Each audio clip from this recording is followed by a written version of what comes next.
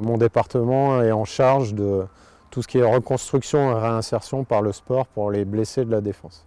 On intervient dès le début de la phase de reconstruction, aussi bien par la médiation équine pour les syndromes post-traumatiques ou les grands blessés physiques, que pour les rencontres militaires blessures et sports qui sont pilotées par la cellule d'aide des blessés de l'armée de terre, dont la programmation sportive et la mise en œuvre des activités physiques sont à la charge du département. Dans un autre cadre, le Challenge Ad Victoriam, c'est un challenge qui est multisport, multi-activité, qui est sur 9-10 étapes par an. L'objectif n'est pas la compétition, on recherche vraiment la participation des blessés de la défense au travers de chaque étape.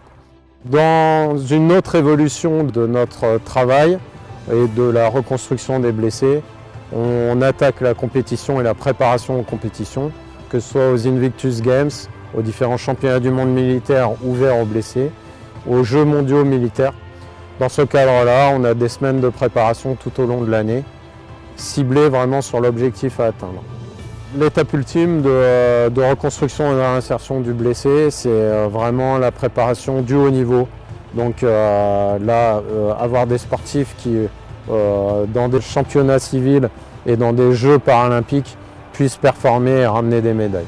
Une autre partie de notre département est la partie de la formation qui, au travers des moniteurs EPMS, donc entraînement physique militaire et sportif, pour lesquels maintenant est intégré dans leur formation l'ABCDR de la Fédération française du handisport, qui leur donne une première sensibilité et acculturation de l'encadrement des blessés de la défense. Le public à qui s'adressent nos différentes activités, des militaires, des civils de la défense, des vétérans.